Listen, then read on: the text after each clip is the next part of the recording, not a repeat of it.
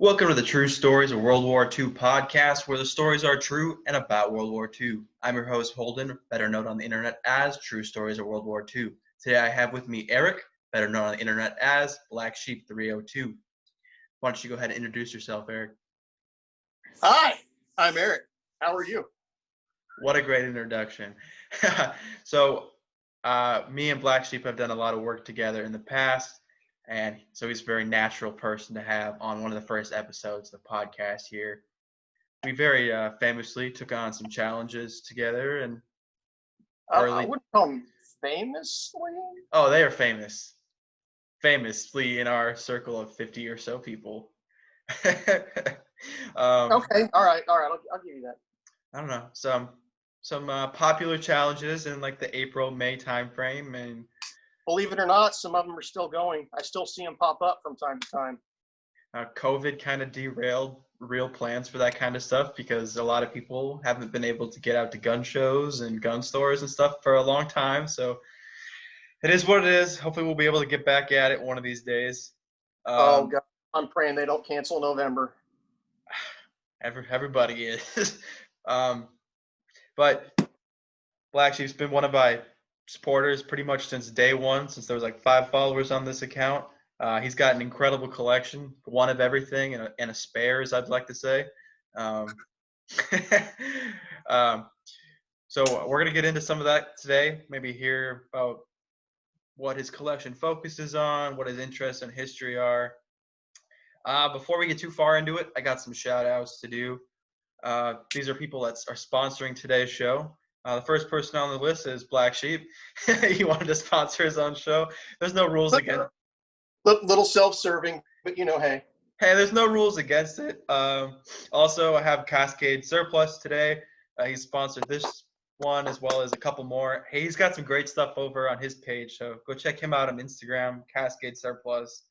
If you want to be a sponsor of one of these shows, you can get in at $1. All it takes is $1 to be a sponsor of the show. And if you decide you want to sponsor a little harder and send $5, I'll send you a sticker. So Black Sheep has some stickers on the way if they aren't there already. But that's about it. You never have to donate or sponsor. You can just keep listening and sharing these videos. That's a lot of help too. Like them, subscribe on YouTube. It's all a big help. So before we talk about some historical stuff, we're going to talk about a little bit about Black Sheep and where his interests lie. So I caught a little bit of your live stream the other day. It was pretty emotional. I don't need that whole like rendition. I don't want to bring the tears back, but if you want to explain a little bit where your passion for history came from. All right. My simplest answer is that my family history is steeped in military service. We've traced our family history all the way back as far as the 1580s in Europe. And there has not been one branch of my family that hasn't had some level of military service in it, one way, shape, or form. So it was only natural for me to have that, literally in the blood. And graduated high school, I joined the military. I was in the Army. I was Fort Reserve Field Artillery for a few years. Things didn't work out. There were some decisions that were made. I made some bad decisions. And with an injury on top of all that, I just got out in August of 2001. And shortly after that, we all know what happens. But I had an injury that was kind of like one of those, hey, you get a desk job. Okay, no. But that kind of never went away. So I ended up becoming a cop for 15 plus years. Then the whole collecting thing, that all started with, having family history with the Army and the Navy and the Marine Corps. And I've still got cousins that are serving on ships out in the Persian Gulf right now and China Sea and all that. More Navy than anything else, which is really kind of sad for us Army guys. But that's okay. The collecting part, that all started with that, but it really was kind of me as a kid. I just liked it. I thought it was cool. And we had a really awesome Army surplus store, and I would go there all the time and spend my money.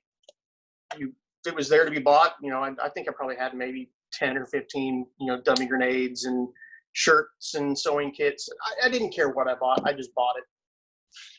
And my parents were totally cool with it because at least I was spending my money on something that I wanted to end up looking into and researching. And then, my dad was always for me researching. And, if I stayed home sick from school, I didn't get to watch cartoons or anything fun. My dad would let me go into his room, and he had a stack of VHS tapes of stuff that the old Discovery Channel would put out, like Wings or stories on, the Korean War, documentaries on Vietnam, or I could watch, his VHS recorded episodes of MASH. That was really what I was limited to when I was a kid, when I was sick, and I played hooky a lot. So I got a lot of that. And that's kind of where the knowledge started. And then I got really interested in it. And then I would go to the library and check out the books from, the Time Life series on World War II and World War I, and never return them. Yeah, I think I've still got late fees from when I was 12. So, I was a voracious reader, just like my dad. And he encouraged me to read. And then my grandfather encouraged me to embrace my love of firearms, because my dad wasn't a gun guy, but my grandfather was. So I got my love of firearms from my grandfather, and I got my love of history from my dad.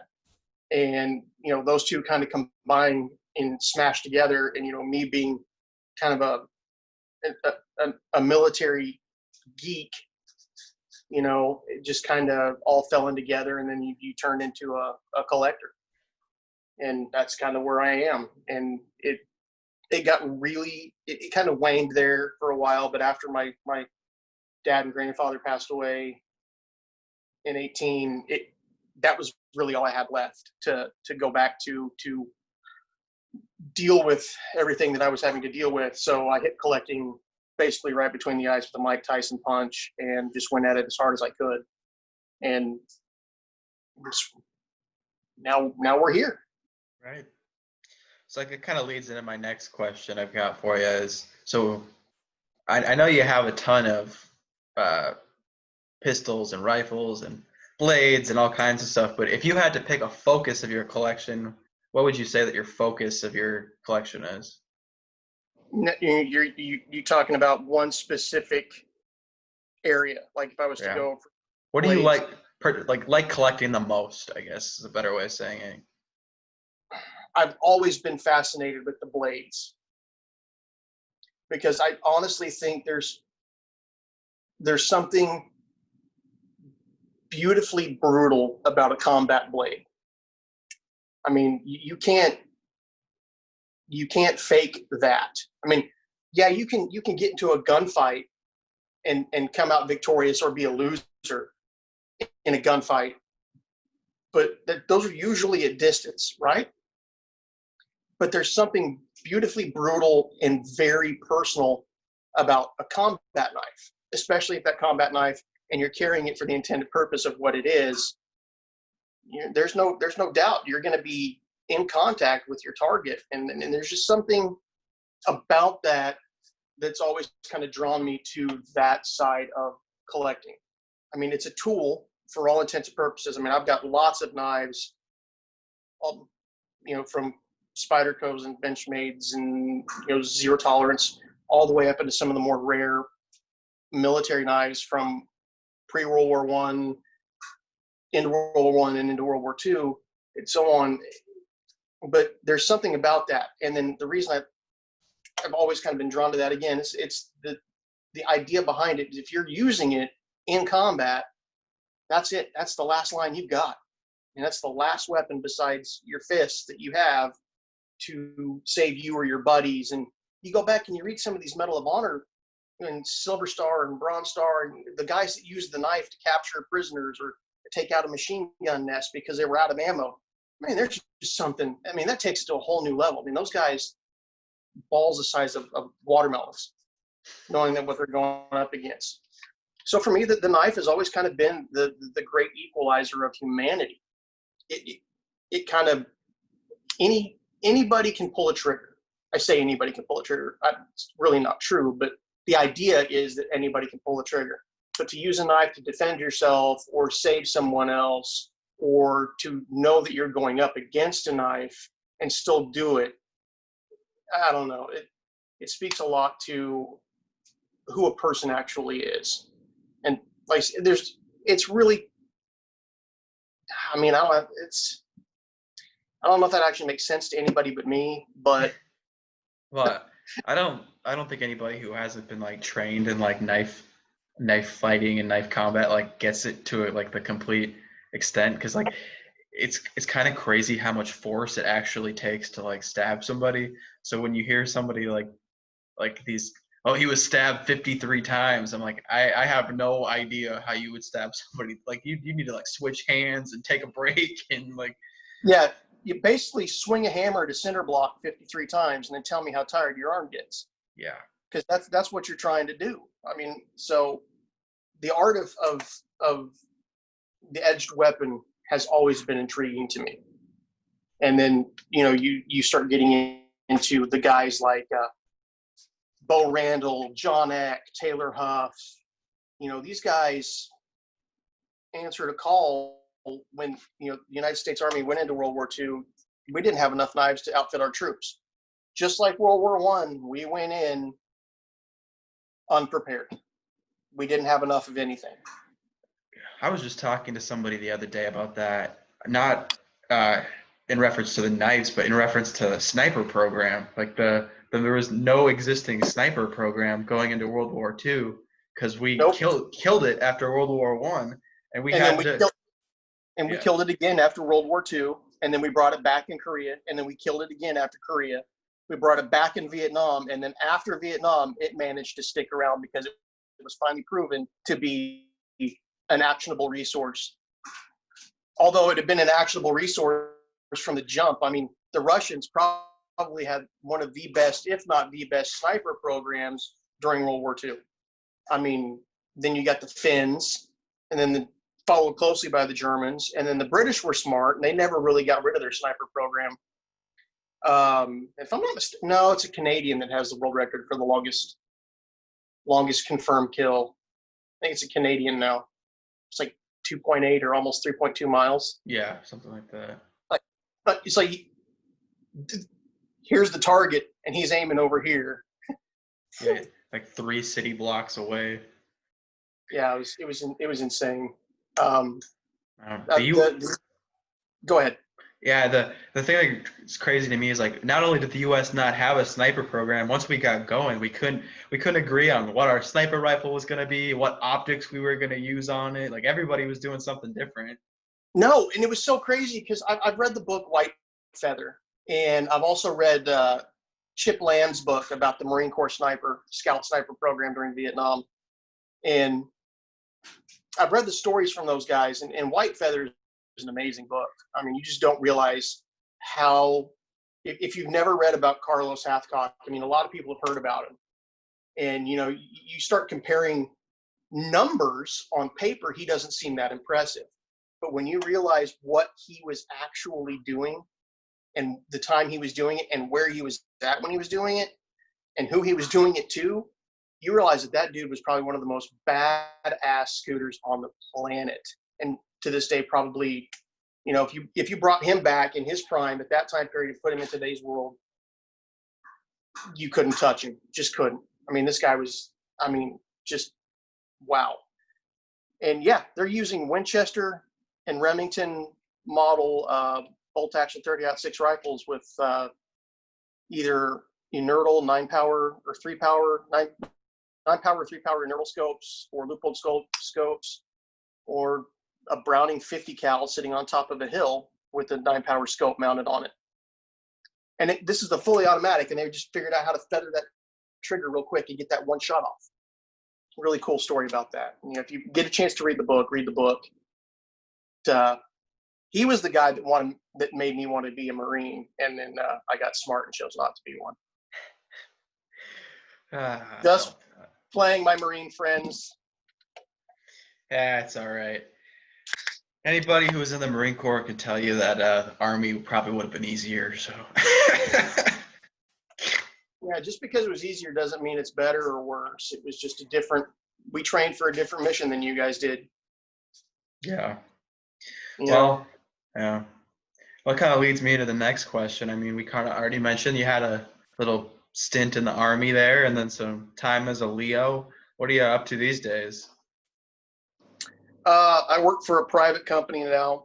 I still do law enforcement, but it's on a much more limited basis. I do more teaching, and I do more um, go when they need me type stuff. But I work for a private company now, kind of limited on what I can say about what I do. Don't worry, it's nothing like secretive black ops, but it is a little sensitive. So um, it's nothing. I'm not. I don't want anybody to mistake it trying to say that I'm doing something that's really cool, because it's unique, and it has the virtue of being a very small company, and we're very broad in what we do. We do what a lot of the other companies do, but we just do more of it, and we're more in depth with other things. But it, simplest terms, we're a private security contracting company. Yeah. Yeah, it kind of reminds me of, I don't know, I was an administrator in the Marine Corps, so it wasn't real like exciting work, but I had a pretty high security clearance for what we were dealing with, being a lot of personal information, banking information, social security numbers, and basically everything you need to ruin somebody's life. But there's stuff that like you can't talk about when you deal with that kind of stuff. And like when you tell people that, they're like, "Ooh, like you did something crazy." I'm like, "No, it's just like a lot of like personal information. You Yeah, can't be." yeah. Yeah, trust me, my job is not super flashy. I don't wake up every morning and put my sunglasses on and put my little lapel mic and all that. I don't do that. I mean, every day I get mistaked for a normal everyday detective. Because our uniform looks very similar to a it's a polo shirt and a gun. Just a gun on your belt, and we have a badge and everything. But our job is kind of unique. So what we do, I can't go into details because I might give something away that my boss might get pissed off about. So That's fine. We don't need to get you in trouble. We cover enough controversial stuff. We don't need to get anybody fired. That's all that I need on my shoulders. I don't think I'd get fired. I'd probably just I'd get my left ass cheek chewing off. Yeah, I think that's all I need. it just healed back from the last one I got. So Oh gosh, yeah, that's the pleasure of being employed. Oh man. All right. So I know you have another passion besides the historical firearms, and that's motorcycles. So do you want to talk a little bit about that, maybe? I was literally bred on a Honda Goldwing. It was a 1978 Honda Goldwing. My mom and dad decided they wanted to go ride to Colorado, and while riding through Colorado, I guess they pulled over to the side of the road somewhere and made me. It's a nice So family-friendly podcast. Okay. yeah, yeah. So I most of my life I've been on two wheels. My parents would never let me get a motorcycle when I was a kid, and I know why, because I would have probably done something very stupid because I was not the most responsible child. So I didn't get my first bike until after I graduated high school, and then it's been downhill from there. I mean, I started off on a little 400 twin, little Honda 400 twin, and then I've gone all the way up into the big liter bikes, and just took some time off after my first daughter was born, and then got back into it. And yeah, so now I'm sitting on a healthy collection of scooters right now, and all of them get ridden except one. One's down right now because its carburetors need to be cleaned. So You probably would have had a heart attack yesterday. I went to go take a look at a friend's bike because it was like it's like their second and they hadn't been riding it and they were going to let their brother use it to go take his test to get his license. Well, it wasn't turning over, so they had it on the charger thinking it was the battery. Well, they finally got her to turn over and it was running for like a couple minutes. I'm like, yeah, I don't see what the problem was.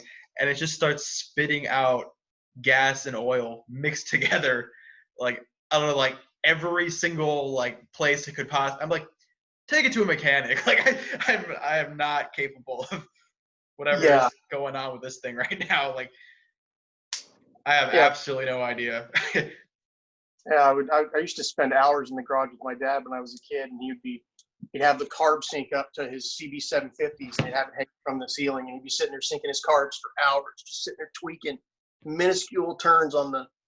It's just what I remember as a kid, and my dad rode up until about a week before he died, and my dad was riding every day.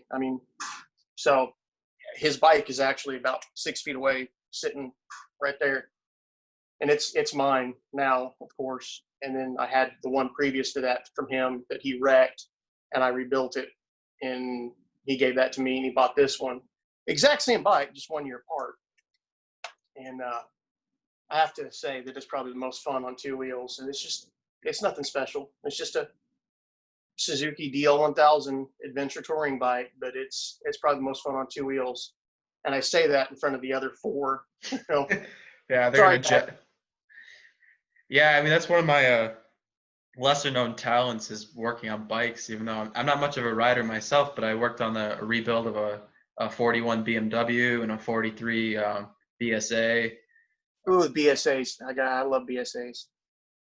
Yeah, I kind of miss those days working on that kind of stuff and tearing into old Jeeps. And just my current situation where I'm living in the middle of the city. There's not a whole lot of people restoring this old stuff, but someday. Hey, I happen to know where there's a bunch of old bikes that we could grab, and you need to come down here and we can build them and get them going again. Yeah, I'm heading your direction relatively soon here, going down to Texas. You're But going to be taking I-35, aren't you? well, I'm supposed to be flying, but the airline's trying to be silly now. I had a nice 2.5 hour flight from MSP to Dallas, and now they have me going from Minneapolis to Las Vegas for 9 hours, and then getting on another plane. I got to call and be a Karen on Monday and see if I can't do something about that because I don't want to be in an airport for 10-hour layover during a pandemic. So Yeah, that's funny because when I graduated basic training, my mom and dad and my girlfriend at the time drove from Oklahoma to Fort Knox, Kentucky, and my dad didn't stop. So it was like 27 hours nonstop driving. They get there, we do the graduation ceremony. I get to hang out with them for like 2 days, and then they drive home. Well, I get stuck on a plane to fly back. They beat me home by half a day. yeah. Well, that was the whole thing with buying a plane ticket is because I could get $200 round trip tickets to Dallas. I'm like, okay, that's so much easier than driving by myself, and I'll probably have to stop because I'm not going to drive 20 hours straight through by myself. And then this crap happened. I'm like, I should have just drove. Could have slept in my car. I don't know. But Hey, if you do drive, you're going to take I-35, which means you're going to right by me. Yeah. I'm. I still might end up in Oklahoma. My buddy who I'm staying with has talked about going to some of the museums up there. So. Well, there's always the Artillery Museum down at Fort Sill, which is awesome, and it has one of the two atomic Annies that fired the atomic shells in was it Nevada? I think they fired them off in Nevada. Yeah, It's got one of the atomic Annies down there, plus every other conceivable artillery piece known to mankind. It's got Geronimo's prison cell where they had him chained, and it's got the circle where he walked, and there's a trough. I don't know. I haven't been there in so long, but it's all gated off, so you can't actually get in there. But there's a trough where he walked just in a circle, and he just dug a hole in the ground from walking that circle. It's got all the cavalry stuff down there, and then they've got the largest National Guard museum in the country is in Oklahoma City for the 45th Infantry Division. Sure. And neat little side note, I didn't know this, and I should have, but I didn't. I didn't know this until I went there and I was hanging out with Patriot Dane and my buddy Sam, and we were doing a live stream. And if anybody's watched it, we talked about it just briefly. Um, you know who Robert Frederick is? Sure. You know who he is? Yeah. You know, the commander of the 1st Special Service Force and all that. Well, he ended up becoming the commanding general of the 45th Infantry Division during World War II after he gave up the 1st Special Service Force. And he's the one that drove him from Italy all the way to Germany. Huh. So yeah, you talk about There's some interesting history in that commanding unit. pedigree.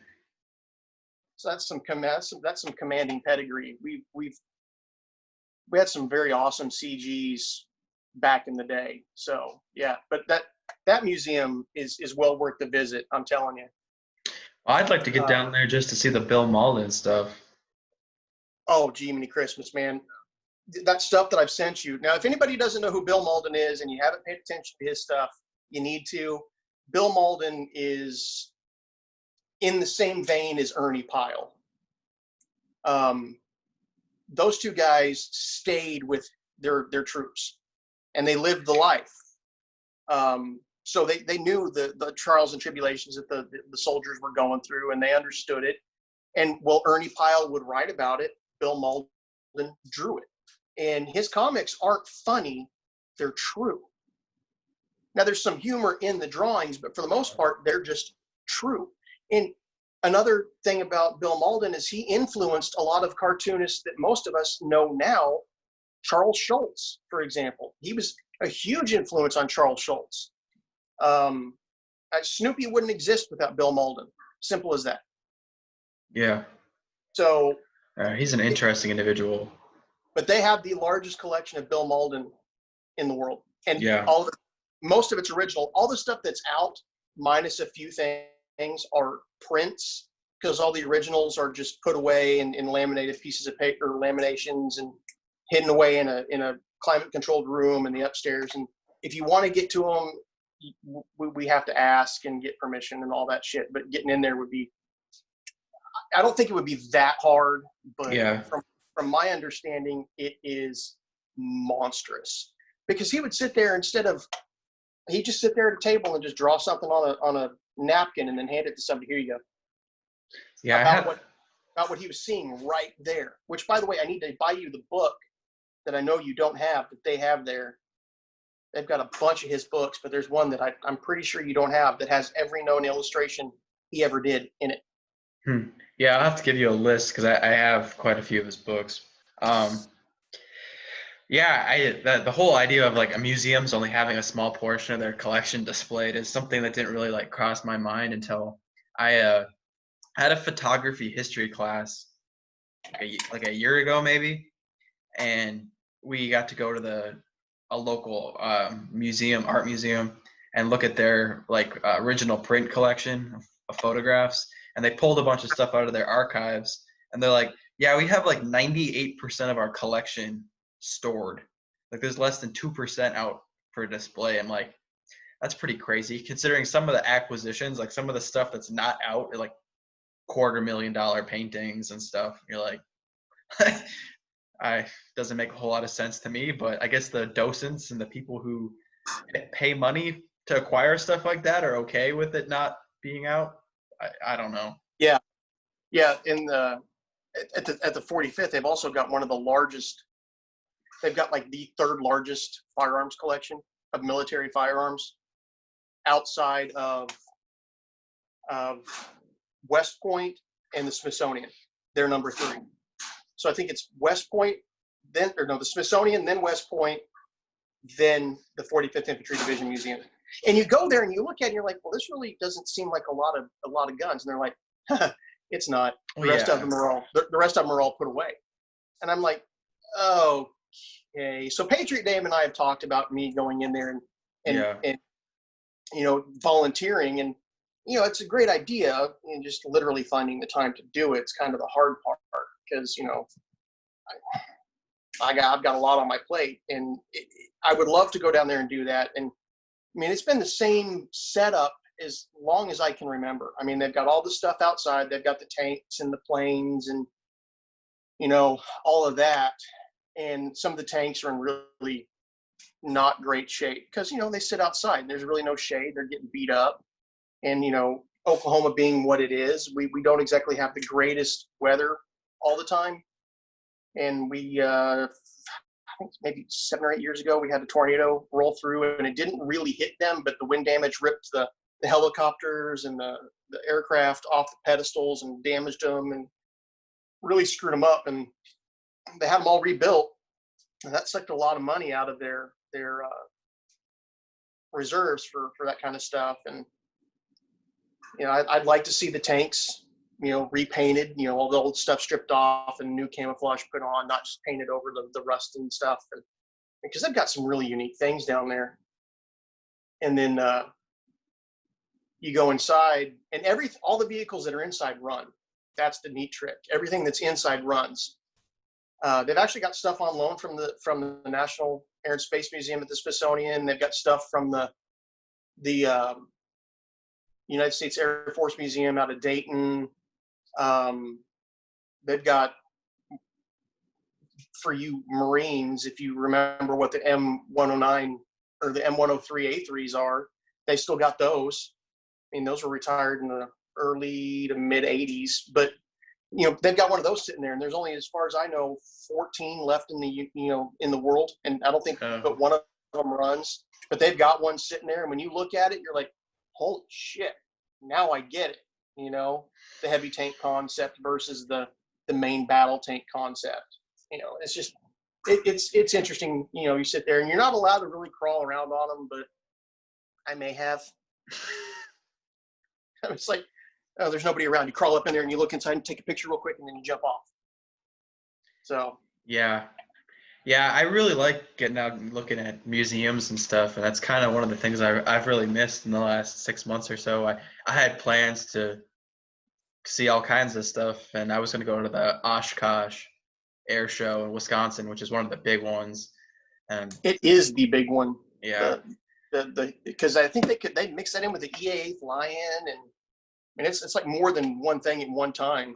Also a trade show, if I'm not mistaken. All the big companies bring out all their fun stuff, and look at what we're developing, and you get to see some stuff that isn't really out there for the world to see too much. Yeah. Well, hopefully I'll get to go next year. I mean, I don't really live all that far from there, maybe 5-6 hours. So hopefully. Then even my local museums, I like to frequent them and see what's changing and what's going on. And I haven't been able to do that in a long time, and it kind of stinks. And even going to the antique stores and the surplus stores, some of them aren't open. The ones that are open, you really don't want to go in and handle stuff because you don't know how clean those places are. But it's a weird time to be alive. Yeah, we're living in a really interesting chapter of future history. Yeah, I feel bad for the kids that's going to have to take the test on 2020 history. I can only imagine those flashcards. Murder hornets, World War III, worldwide pandemic. Yeah, Chinese EMPs off the coast. Yeah, all that crap. And it's like, oh. China's monitoring us on TikTok. Yeah. Well, I think you got some books you wanted to share with us. The other day I was talking to somebody, and another guy on the internet on Instagram put up a picture of his knife collection, which really made me start drooling, because it is so much more impressive than mine, because he's got some stuff in there that I wish I had. And I just, to get an original trench knife, the 1918 trench knife, whether it be the 2-blade dagger or the triangle, you're still looking at massive amounts of money. And those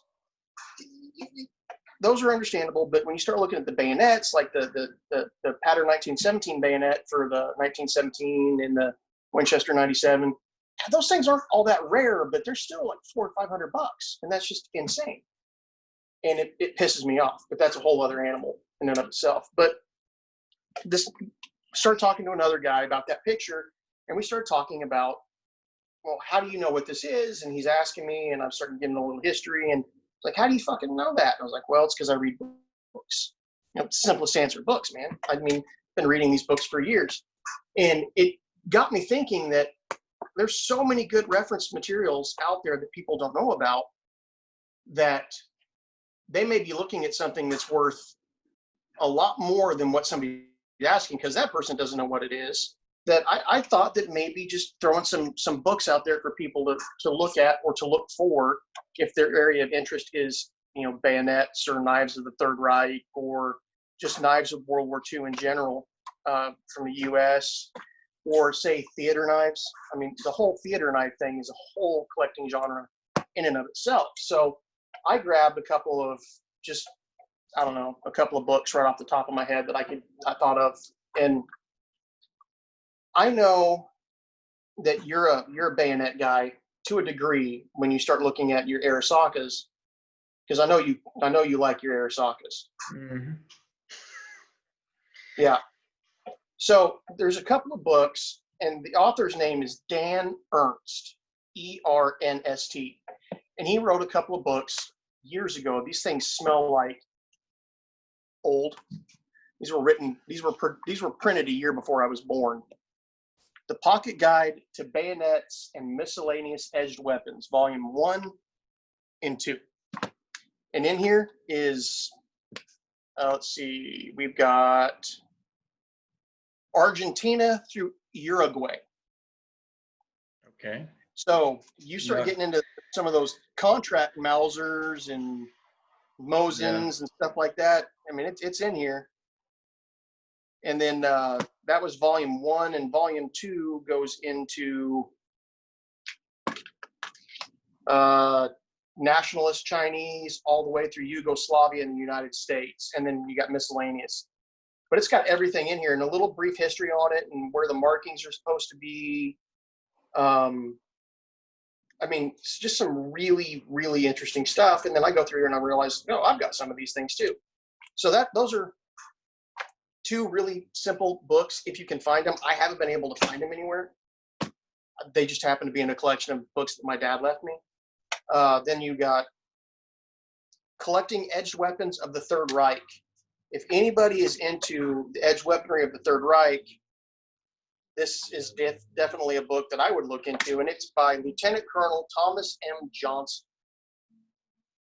I'm pretty sure there was a book jacket on this at one point, but there's not one now. I mean, there's stuff in here that I didn't even, I've looked through it, and I thought I knew most of the German knives. Nope, not even close. Didn't realize just how ignorant I was. I mean, hell, did you realize that they had imperial dress axes? Yeah. The Imperial Fire Officer's Dress Axe, and then the Third Reich Fire Official Dress Axe. Yeah, there was pretty much everybody had their own knife. I wouldn't be surprised if like the gas station worker had the gas station worker knife. Yeah, the Gassenkrufen. Yeah. Petrol probably. The Petrolgruppen Waffenstrampen or something. I don't know. Yeah. And then any book by Robert Berline is a damn good book to have. And if anybody knows who Robert Berline is, he was the one that actually owned the Eck name for a while before he sold it back, or he sold it to K-Bar. He bought it from the family, and I'm a huge John Eck fan. I think he did more for the knife world and then the military for knives than anything. I mean, I could do a whole thing just on John Eck. Dude was awesome, and his blades are rad. And then you've got Michael Sylvie. He writes some awesome books. This is where I've gotten a lot of really good information, because there's stuff in here that you didn't even know existed. And these are all knives that were, U.S. issued or procured. But I mean, beautiful pictures. If you're listening to this on Spotify, you might want to jump over to YouTube. We're seeing some pictures, some fronts of books. And then, Bill and Debbie Wright wrote a book on just theater-made knives of World War II. I mean, God dang. I mean, everything's in here, from cut-down sabers and to knives that were made on ships by the machinists while they were going overseas. You know, just you pick it, it's in here. And if you're into theater stuff, theater made stuff, it's a really good book to have. I'm gonna have to pick that one up. That seems interesting. And anything by M.H. Cole. This is the knife Jesus, where Ian McCollum would be gun Jesus. M.H. Cole is knife Jesus. And you know, the illustrations in here are all hand drawn by M.H. Cole. But he does a good job of explaining what each marking was, where they went, you know, why they were there, the variations of each knife. I mean, I don't think he leaves anything out. I mean, here I'm looking at the Marine Corps Raiders stiletto right here, and it's a sexy knife. I'm just going to say that right now. Yeah, I wouldn't mind having one of those. Well, you can still get them. There's a company out there making reproductions, and if I'm not mistaken, Les George, he's a knife maker. He makes a variation you can get. They are not cheap because they're all handmade. Vehement Knives, they make it. They make a Marine Corps Raider stiletto, if I'm not mistaken. And I'm thinking that at some point in time, Eck, before they were bought by Berline and then sold to K-Bar, that they made a Marine Corps Raider stiletto. Yeah. And just for general purposes, say somebody's wanting to just get into collecting and they don't really know where to go, or, you know, the internet sometimes can get a little convoluted when you go through the Google search bar to try and find information. There's a book called Warman's World War II Collectibles, Identification and Price Guide. I think I have the same one. So there's everything in here. Now the prices are completely stupid. Yeah, the book's like 10 years old. Yeah, I mean, I'm looking at a Smith and Wesson model 1917. They've got it listed at $400 to $1,200, which is about right for that right now. But like $1,200 to $2,200. yeah, I mean, there was something in here I saw and I just started laughing extremely. Oh, it was the British number 4 Mark I, $150 to $500. Yeah, good luck. Under 400 is pretty. Yeah. The British number 5 Jungle Carbine, $450. Dude, look up what a run-of-the-mill Mosin Nagant is in there. It's probably about $75. Oh, let's just see here. Let me find it. Firearms, United States, Yugoslavia. Oh. I mean, the shotguns are about right. It's under. It's German, British. Oh, I don't see Russia in There's here. no Russia. No, but the Canada, China, Czechoslovakia. It's not alphabetical. England, not really. Yeah, anyway. Yeah, the price guide I have has a Nagants at like $75, and they might have been 15 years ago, but they sure aren't anymore. No, I mean, here they've got the Japanese Arisakas for $125 to $350. Yeah, you'd be hard pressed to find one for under about $300 now. Oh, well, here's Soviet Union handguns. Oh, what do you got? A Nagant revolver, $70, something like that. Nagant gas seal revolver, $250 to $750. And then they've got the KGB version from $500 to $2,000. But it doesn't have rifles in here for the well, hang on, submachine guns. Oh, okay, here we go. Mosin Nagant 1944. Okay, yeah. $145. Well, it's a little higher than the book I have, but. And then here's the 9130 300 max.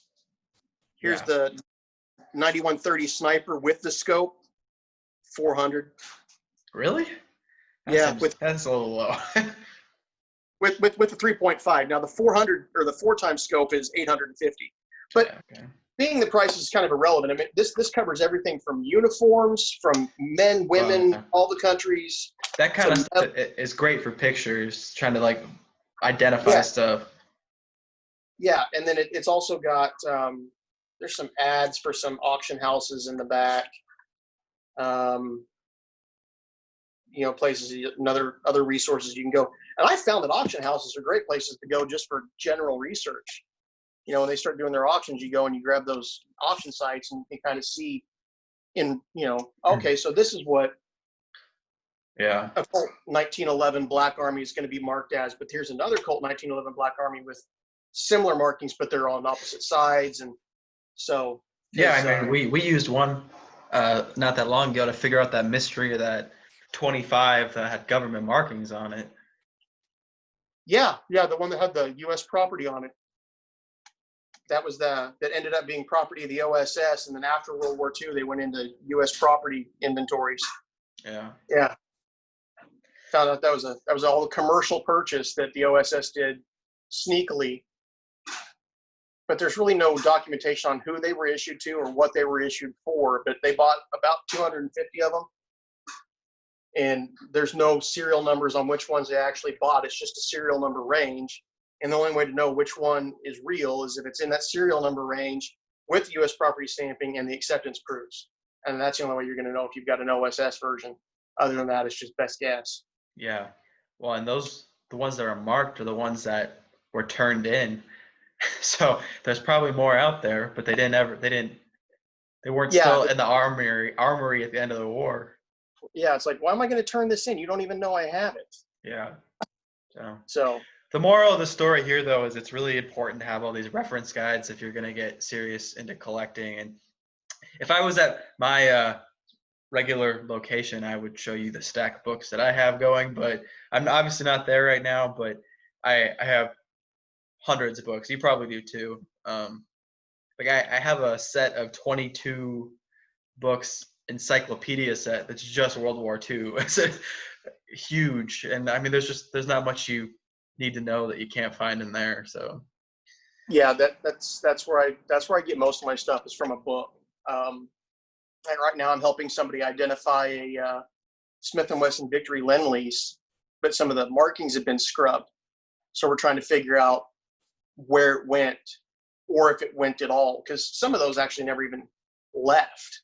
So it may have been one that was pressed into service in the U.S., but I got to see all the markings on it because I've got books just on the Victory series and then the Lend-Lease stuff and their markings and how to identify them. So, we'll see later this afternoon when he gets off work and sends me pictures, and we'll go from there. But yeah, I don't know. This is a little off topic, but like, there's nothing worse than one of my other big interests is coins, and there'll be people on coin blogs that ask questions about stuff where it's like, it would have been easier for you to have Googled that than it would have been to type the question asking other people on the blog. And sometimes it's the same thing with some of this history stuff. It's like, it's okay to use your resources, but you probably should try to look it up first. Yeah. So that's kind of my thing. Before I go to a gun show or before, because I have every year, twice a year, I go to the Wanamaker gun show. Last April didn't happen, of course, and we're still wondering about November because it's kind of up in the air. But the thing about going to those shows is before I go, I kind of narrow my focus on what I'm going to be looking for. So that's where I go and I read those books and I catch up on everything and I know what I'm going to be looking for. And I may take a couple pictures of pages of the book so I can just pull my phone up and look at it and go, well, okay, so that's not in the right spot. So there's a chance that this could be, and then I go to okay, so it's supposed to be there. All right. So I kind of have on-hand references, and then I've also kind of refreshed my memory on what I'm going to be looking for. And it helps. It really does help. But also having, outside resources, I can just pick up the phone and go, hey, is this supposed to have this marking? Yeah. No, that's not supposed to be there. It's supposed to be on the opposite side, and it's going to have this written above it and this written underneath it too. Because I have a guy that contacts me from an auction company, and he sent me a thing, goes, I've never seen anything like this. And I'm like, that's because it's not real. Oh, so this is like a Garage Bubba deal. Yeah, it certainly looks cool, but it was never part of U.S. inventory at all, ever. Yeah. There's a lot of that floating around these days. Yeah, so he's like, so it's really not worth that much? Only to somebody who wants something that looks cool. I mean, because it certainly looks cool, but Yeah. as a real piece of history, it's not. Because I could go out and do that in about 15 minutes. Just go buy one and then get the stamps, because you can get the stampings right off the internet and then pound that in there and then, oh, look, I've got it. Yeah, no, that's a whole. And I know guys that specifically collect fakes just to collect the fakes so they can use them as this is a fake versus a real one. Yeah. And I the whole faking thing, it just pisses me off, because I've been burned by fakes before. And it's like, well, what do you do now that you've got it? Do you sell it,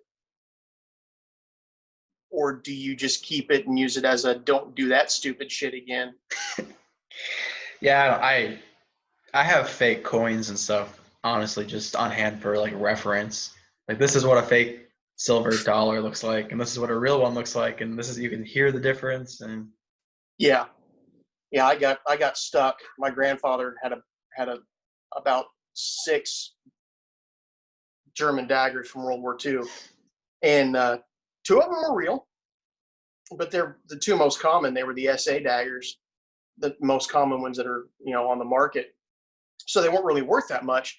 But the other ones that he thought were worth just the everything, I came to find out after reading the books, these are literally like Lego knives. People just put them together with parts of other knives. yeah, So they look immaculate and cool, but they never existed in the real world. They're just bits and pieces all slapped together. And German stuff's tricky. oh God, what was, because for whatever reason, the mystique behind collecting German stuff, there's a whole, like, almost a mythical aura around collecting German, and I don't get it. I really don't. I mean, let's be honest. The Germans had the most immaculate looking uniforms of any military of the time period, or even to date. Honestly, I mean, you watch movies like Starship Troopers. I mean, those uniforms in that movie are literally, they look like SS soldiers walking around in that movie. It's the way the uniforms are set up. Their uniforms and their accoutrement and everything was just beautiful. So I can get the concept behind it, but I don't buy into it. Just kind of seems I could spend my money somewhere else, because my focus is on U.S. small arms of World War I and World War II. And once I have those 2 complete, then I'll move on to something else. Because that's right now, that's where my focus is. And when I throw in small arms, I'm talking utility pocket knives, the fighting knives, the bayonets, and survival knives. And you pick it, if it's out there, I've got to have it. And I'm pretty close to getting what some people would call complete. I'll never have it all, because I just don't have the money. Well, yeah, there's stuff out there that's like one of one. Yeah, look, I've got a picture of it, so that's about as best as I'm going to do. Yeah. But I'm almost. I've got 1 rifle to complete my U.S. rifle collection from World War I, and I've got all the pistols that the U.S. generally issued in World War I. I've already got all of those. And as far as World War II goes, I've got a few. That's the one that I'm kind of lacking in at the moment. But Well, there's some obscure World War II stuff. Yeah, I just don't see myself getting a Johnson. Yeah, that's like on the top of my list of things that I don't even think I've probably seen 2 in my life. I mean, I see Johnsons for sale. They're actually coming up for sale a whole lot more. There's like 4 or 5 on Gunbroker right now, and but they're $7,000-8,000. Sitting there going, $7,000-8,000. I could put 4 or 5 more bikes in this garage. It's like, Yeah. Yeah, but how am I going to justify that to my wife? And it's like, oh yeah, well, we could have taken a cruise with the kids, but I went ahead and bought a rifle. Yeah. Well, and I've worked with collectors before that Their version of complete is like every single variant of like the 1903, or Yeah. where they're like And, they have 15 of them. Like, and you know, and that in and of itself is a whole different animal. Me, I just want a representation of each one. And if I can get a representation, for me, that's complete enough to go, yeah, okay, here's a 1903 A3, but there were like 13 different variants of this rifle. You know, you got a sniper version and, you know, blah, blah, blah, blah, blah. You know, and then you got all these other manufacturers. It doesn't really matter to me to go that deep into it, but if I have a 1903 A3, look, here it is. Probably the best bolt action rifle of the U.S. inventory, if the best bolt action rifle ever made for the U.S. inventory. But you know, hey, each to their own, and I don't have that kind of time or money to dedicate to just one specific rifle or one specific knife. I got to go by genres, and then I got to get representations of everything in that genre, and then we'll be okay. And then I feel generally complete. well, all right. We are getting to the end of it here. Me and Black Sheep could talk all day. Sometimes we do. We've been known to live stream for 3 hours sometimes, but we're like to keep these about an hour, and I'm sure I'll have Black Sheep back at some point here within a month or so. And we always have plenty to talk about. We barely had a script at all today, and we built her up. So We shot from the hip. yeah. So we're gonna go through my business side of things that we always go through at the end. Where can we find you? Or is it just Instagram, or do you have other locations? Instagram is really the only place I am. Okay. And I just don't do Facebook. Facebook is way too toxic. I can't stand Facebook. So Instagram's just simple. I can get away from the politics and just stick to what I like. I've started a new video series called Shooting the Shorts. All it is about 10 to 15-minute videos just on brief history and then how to take them apart and put them back together, kind of things to look for. Eventually, I might start making them a little more in-depth, but I'm not trying to be the next Ian McCollum. I'm not trying to be the next. He's got that down. I don't want to be that guy. I'm not trying to imitate anybody. I'm just, you know, I screw those videos up 6 ways from Sunday all the time. And yeah, what you see is what you get. They're live. I don't script them. I don't cut, paste, and edit. We just go. So if I screw up taking it apart, hey. Right. Well, you got 25 minutes of me trying to take this apart now. All right. Well, I try to at least get it apart once or twice before I start the video. There've been a couple of times. I wish I would have videoed myself taking apart this Mosin a couple of weeks ago, because I was taking the bolt apart. And you know how you kind of gotta like push and twist? I caught my finger in it, and I had the right between like the webbing of my hand, and like the worst blood blister I've ever had. Like if that was on tape, something like that'd be like funniest home videos. The content. Yeah, my thumb is still recovering from when I smashed it with my grand bolt. I gave myself a grand thumb. I've still got a huge chunk of blood under the nail, and it's all black, and yeah, it's awesome. Yeah. Well, all right. Once again, I'd like to thank everybody who's got through this much of this video, all the support on the new podcast and Instagram, and especially in the last week pushing through this ban. By the time this video goes up, I should be back to my regular posting, because our 7-day ban is supposed to expire tomorrow, but this should go up on Monday probably. Do you want to talk about what we wanted?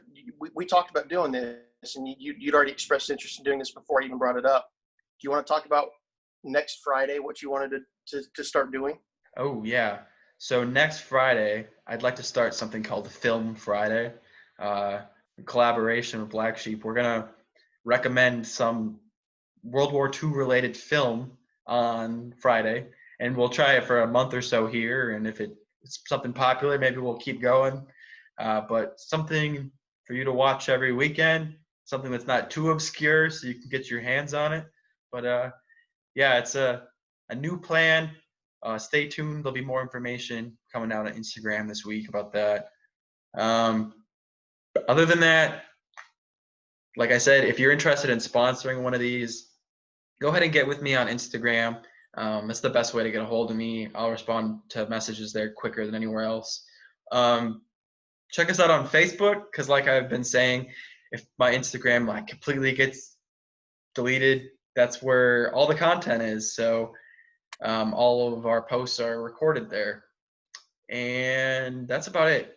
If you haven't subscribed on YouTube or Spotify, or please do that so you see when these videos come out, because I don't know that I'm going to be able to make a post on Instagram every single time we upload one of these, or it's going to like start to flood my Instagram page with nothing but, hey, we posted another podcast.